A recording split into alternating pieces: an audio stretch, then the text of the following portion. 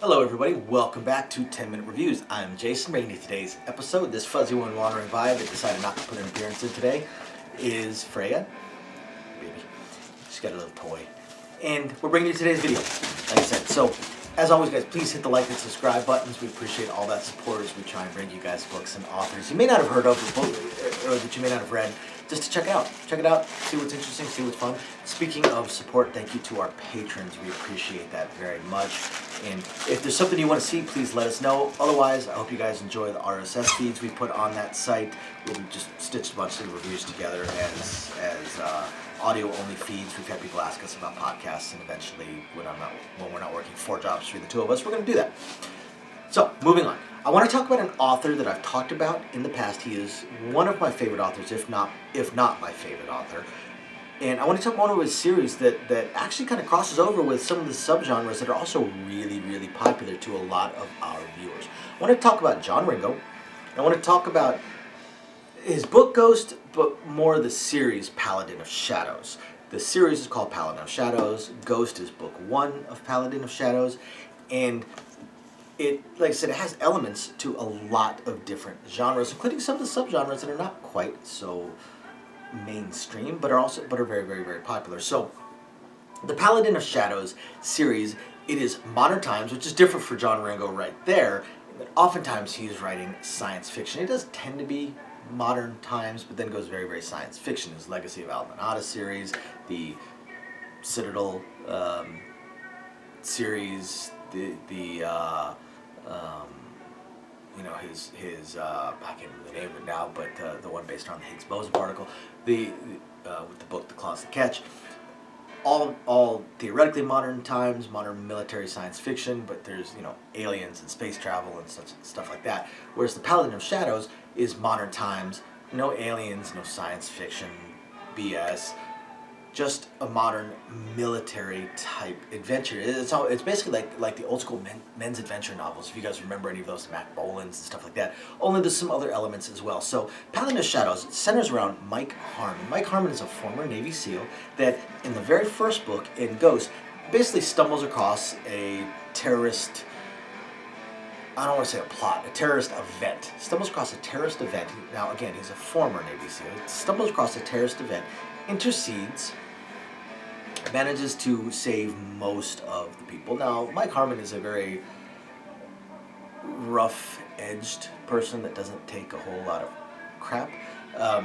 But because of how it ends up working out, he is not like a witness protection kind of thing, but he basically needs to disappear. And because of what he's done, securing weapons of mass destruction, things like that, he gets a payout from the government. They also help him change his name, and he has a fairly large amount of money.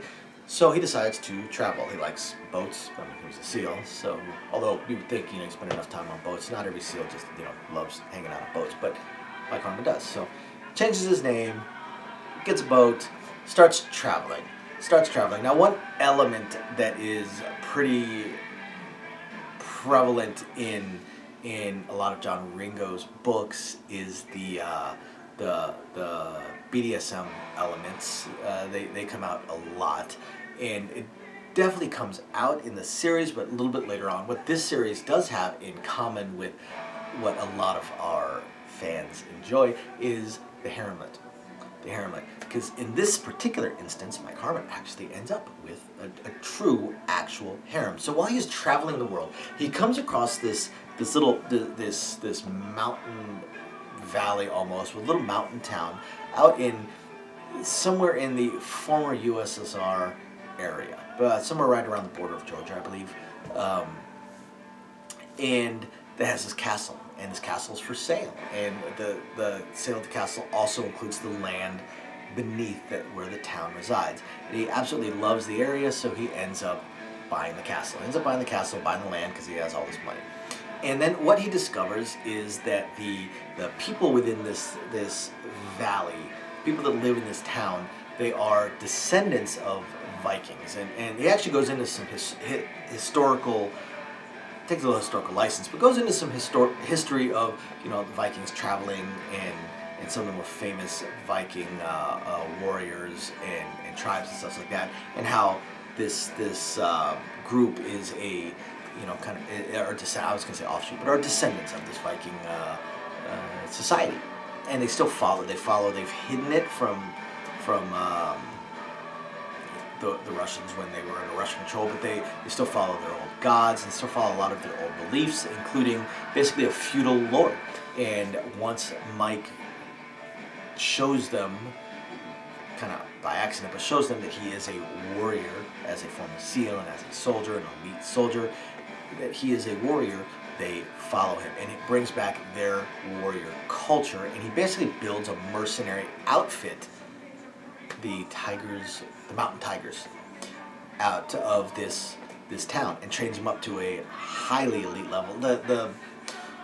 You would think, a former Navy SEAL, he's training up to like Navy SEAL standards. I would actually put it closer to Army Rangers or Marine Recon type levels. Definitely not Special Forces level, because they're not really counterinsurgency and trainers. They can, of course, because they're very, very skilled, and they all have their specialties, but they're much more just, they're shooters, they're commandos, they're door kickers, they're direct action DA type commandos.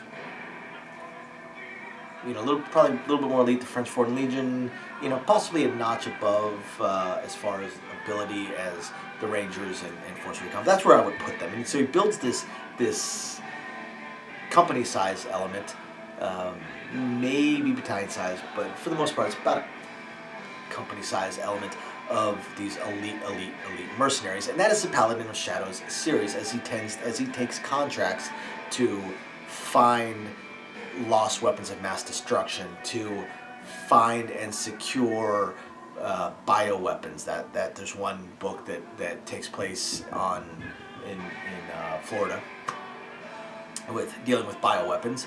Then there's books that take place in other parts of the world dealing with lost nuclear weapons, things along those lines, lost Russian weapons.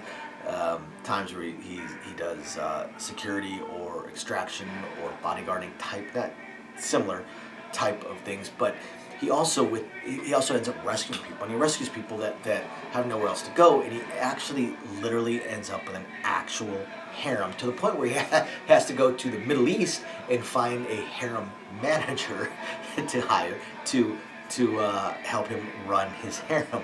So again, it's got some little bit of elements of all kinds of different things, but in typical John Ringo fashion, these books are just, they're page turners. He's just so hard to put down. Absolutely fascinating. Absolutely fascinating. He writes the combat side of things so well. His sniper is absolutely hilarious. The Oleg, the one that ends up with only one leg, with a titanium prosthetic leg, but still absolutely badass. He cut it off himself with his hand axe. I mean, it's incredible. It's absolutely incredible. And if you've read the other John Ringo books, you would absolutely love the Paladin of Shadow series, unless you're just diehard sci-fi. And if you were a fan of the Haremlit genre, you would also really enjoy the John Ringo's Paladin of Shadow series. And he puts some adult situations, but usually not too he doesn't go too detailed into the descriptions of the events, but still, it's there, and especially in this series. So after you guys hit the like and subscribe buttons, guys, go check it out. Check out John Ringo, and Ghost is the first book in the Paladin of Shadows. Thank you, everybody, for watching. We'll catch you next time. Bye now.